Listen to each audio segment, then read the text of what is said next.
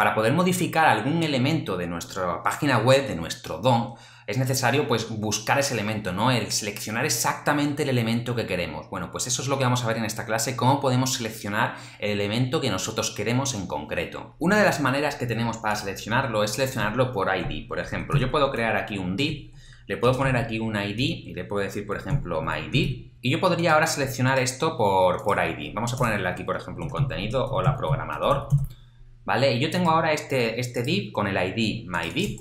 Y yo ahora me voy a ir al JS, al JavaScript, y puedo poner aquí document.getElementById. ¿Veis que aquí nos lo sugiere el Visual Studio? Pues lo ponemos y aquí entre paréntesis le ponemos el ID. De esta manera estamos seleccionando ese elemento, pero si queremos hacer algo con el elemento, lo más normal es que creemos una variable, puede ser constante por ejemplo, y pues nos guardemos el elemento en esa variable. Entonces ahora yo puedo coger este element aquí abajo, puedo decirle element.style.backgroundColor y le puedo decir por ejemplo aquí red, y de esta manera estoy modificando el color de background. ¿Veis? Aquí se me está aplicando. La programadora ahora tiene el background de color rojo. Bien, pero esta no es la única manera de seleccionar por ID. Vamos a crearnos otro div, ¿vale? Vamos a crearnos aquí abajo otro div, vamos a poner hola programadores y vamos a cambiarle el ID y vamos a ponerle myElement, así tal cual.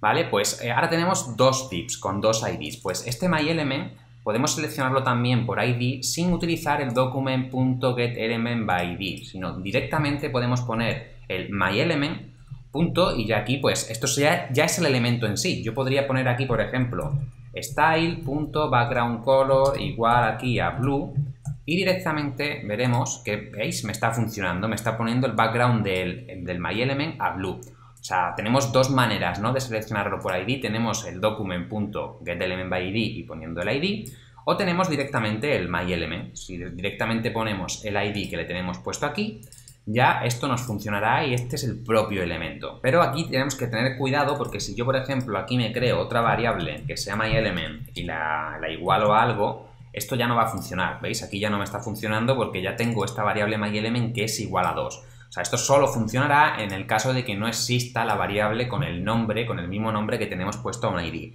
Así que tenemos que ir con un poco de cuidado con esto. Como apuntes que tienes que saber, los IDs siempre son únicos. O sea, yo no puedo repetir un ID en una misma página web, en un mismo documento, no puedo repetir un ID. Y en realidad esto que os he enseñado de poner directamente el ID y ya tenemos ahí el documento, en la realidad no se utiliza. O sea, casi siempre, o por no decir siempre, vamos a utilizar el document.getElementById, ¿vale? Es como más seguro y es lo que se suele utilizar siempre. Pero bueno, que sepáis que también se puede utilizar así. Bien, vamos a ver ahora otra manera de seleccionar lo que son elementos de nuestro DOM. Tenemos el Query Selector All, que esto lo que va a seleccionar son varios elementos al mismo tiempo. Por ejemplo, vámonos aquí a nuestro documento, vamos a borrar los divs que teníamos y vamos a hacer, por ejemplo, una lista. Vamos a hacer una UL y vamos a meterle varias li. Bien, aquí tenemos un ejemplo de una UL con varias li. Pues bien, ahora voy a seleccionar de golpe todas las li. Pues eso lo podemos hacer aquí con el Query Selector. Yo puedo poner document.querySelector, ¿vale? Query Selector All, y aquí entre paréntesis lo que vamos a ponerle es li. Esto nos lo podemos guardar en una variable, ¿vale? Que sea elements o podemos, por ejemplo, list, vamos a ponerle list, y aquí tenemos todas las li, de manera que yo ahora, por ejemplo, podría hacer un for del li of list, ¿vale? Y yo aquí dentro podría ir recorriendo una a una y hacerle pues lo que yo quisiera, ¿no? Por ejemplo, yo que sé, vamos a poner li.style.fontSize y vamos a darle aquí un tamaño de fuente de 25, por ejemplo, ¿vale? Entonces aquí de esta manera estoy editando cada uno. Mirad, fijaos, aquí ya se nos ha cambiado el tamaño. Si yo aquí le doy, por ejemplo, 45, pues veremos que se nos cambia a todos los li, porque estamos recorriendo todos los li. De esta manera esto es un array. Tenemos que tener en cuenta que el Query Selector nos devuelve un array de diferentes cosas. Mirad, una cosa para la que nos puede servir esto, por ejemplo, yo puedo tener aquí una variable que sea, por ejemplo, un counter, ¿vale? Que lo inicializo, por ejemplo, a 10.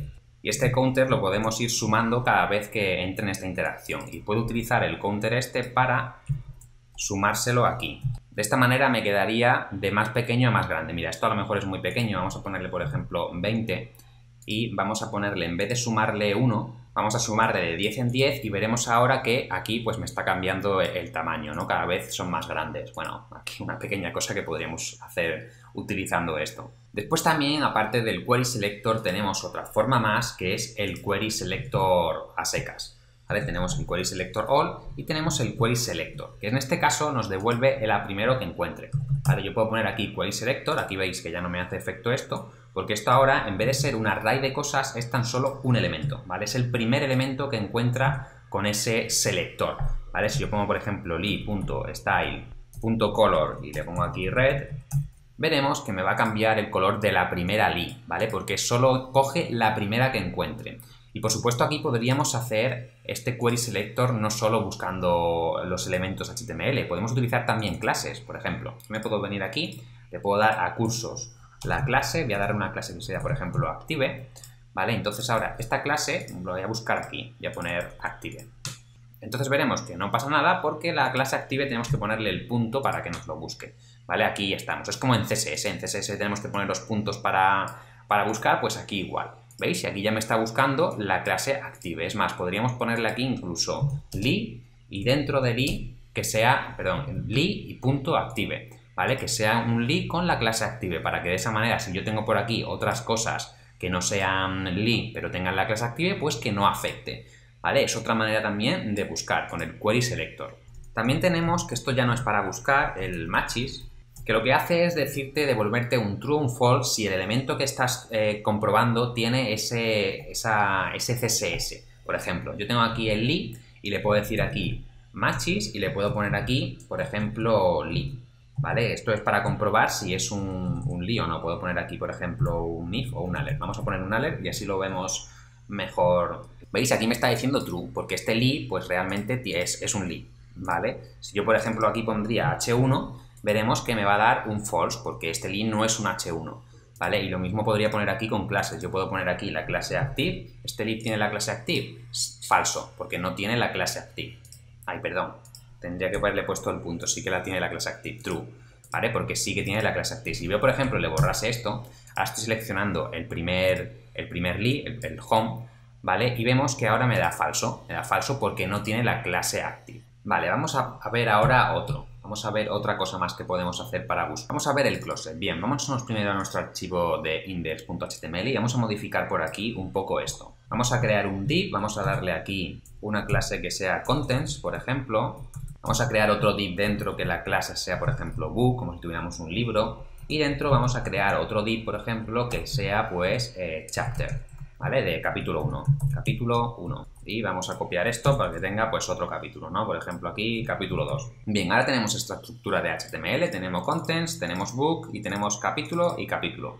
Vale, vámonos al JS de nuevo. Vamos a ver cómo podemos utilizar el closet. Bien, primero podríamos hacer una variable que fuera, por ejemplo, chapter, ¿vale? Y esto va a buscar por el capítulo. Podemos hacer un document query selector, ¿vale? Vamos a seleccionar solo el primer capítulo que encuentre, ¿vale? Y vamos a poner aquí, pues, chapter.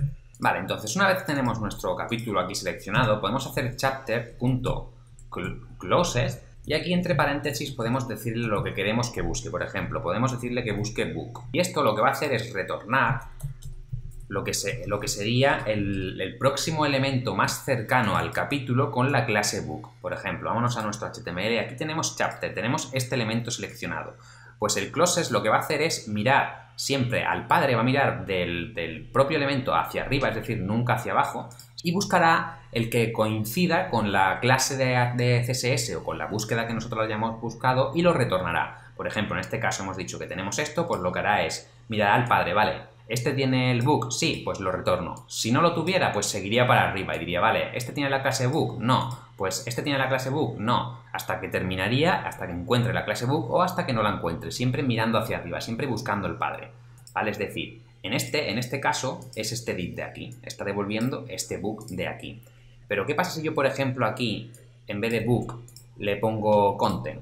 Le pongo este de aquí, le pongo contents, ¿vale? Yo puedo ponerle aquí contents y efectivamente me estará buscando el próximo más cercano que tenga contents, es decir, esto llegará, partimos de aquí, venimos aquí y dice, ¿esto tiene contents? No, pues nos lo saltamos y seguimos al de arriba. ¿Este tiene contents? Sí, pues estará devolviendo ese div, ¿vale? Este es el tip de contents y este de aquí arriba es el div de book, ¿vale? Lo que hace siempre es eso, buscar el más cercano siempre hacia arriba, buscando hacia arriba, a los padres. Por ejemplo, si yo hago una que no exista, ¿vale? Si yo le pongo aquí, por ejemplo, que me busque una clase, o no tiene por qué ser clase, yo puedo poner también un H1, ¿vale? O sea, esto al final es una búsqueda de CSS, es como un selector de CSS.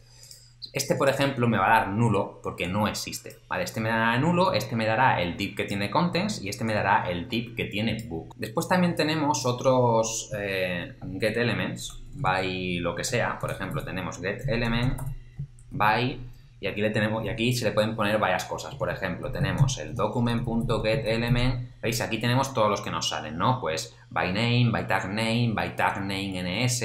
Por ejemplo, by tag name podría ser que le pasemos pues el tag name, ¿no? El nombre de la etiqueta. Por ejemplo, aquí le podría pasar div. Y aquí me está devolviendo todos los divs, ¿vale? Yo podría aquí crearme una variable que fuera divs y aquí tenemos todos los divs del documento, ¿vale? Porque estamos utilizando el tag name y me devuelve eso, pues los divs del documento. Si yo, por ejemplo, en vez de elements by tag name hiciera get elements by class name, ¿vale? Yo tuviera aquí una clase, por ejemplo, la de antes, ¿no? Tenemos ahí una clase que es active, pues me va a devolver todo lo que sea active, todo lo que tenga la clase active. Es decir, si yo tuviera aquí, por ejemplo, mira, ahora no lo tengo, pero por ejemplo, chapter, todo lo que sea con la clase chapter, pues me lo va a devolver. Aquí tendría todos los chapters. Es otra manera de buscar también por clases, sin utilizar el query selector. Por ejemplo, también tenemos el getElement by name. ¿Esto para qué es? Por ejemplo, yo puedo poner aquí name. Esto es para cuando tenemos formularios, ¿vale? Si yo tuviera, por ejemplo, aquí un input y yo le pusiera puesto name.name, por ejemplo, vamos a ponerle tipo text, ¿vale? Pues este name que yo tengo aquí, pues lo estoy obteniendo por esto, o sea, esto me está devolviendo el input, ¿vale? De esta manera estoy recogiendo el input y lo estoy buscando por name, por lo que yo le ponga dentro de aquí, del name, ¿vale? Hay que tener en cuenta que todos estos que os he enseñado ahora por último, del getElement by name, getElement by tag, todos estos, lo que nos devuelven son como listas en vivo. ¿Qué quiere decir esto de listas en vivo? Pues bueno, cuando hacíamos, por ejemplo, el query selector all, esto nos devolvía un resultado y ese resultado se quedaba estático y era ese resultado para siempre. En cambio aquí no, aquí puede cambiar. Vamos a ver un ejemplo. Si yo, por ejemplo, busco los divs, ¿vale? Voy a poner aquí los divs, voy a poner aquí div y voy a poner aquí getElement by tag name, ¿vale? Y aquí estoy obteniendo todos los divs. Y aquí tenemos, ahora mismo no tenemos ninguno, ¿vale? Tenemos aquí, vamos a ponerle aquí un div, ¿vale? Tenemos un div, ¿vale? Pues esto me va a devolver un div. De hecho, vamos a hacer un alert, ¿vale? Vamos a hacer un alert y vamos a imprimir el divs.length. Como veis, aquí me envía uno, ¿vale? Porque tengo solo un div. Yo puedo hacer aquí abajo un document.body y le voy a decir un append, por ejemplo, de document.createElement y lo que voy a hacer es crear un div, ¿vale? Este div lo estoy creando en tiempo real. O sea, realmente tenemos aquí en nuestro documento HTML un solo div, ¿vale? Tan solo uno. Después aquí estamos obteniendo la lista de los divs, que hasta ahora es tan solo un div, ¿vale? Después estamos mostrando la lista y después aquí lo que estoy haciendo es añadiendo, así es como se añade un div dentro del documento. O sea, ahora tenemos dos divs en este lado. Pues si yo aquí me hago un alert de lo que son los divs, ¿vale? Otra vez el divs_them. En este caso de aquí abajo yo no he vuelto a pedir dame otra vez la lista de divs. Como veis, directamente me la estoy imprimiendo, ¿vale? Vamos a ver qué es lo que pasa. Si yo aquí refresco, vemos que tengo uno, ¿vale? Porque realmente aquí, cuando llega aquí, solo hay un div, pero aquí añadimos otro más. Vamos a ver el siguiente alert. El siguiente alert ya pone 2, ¿vale? Y realmente yo no he refrescado esta lista, no he vuelto a hacer la búsqueda.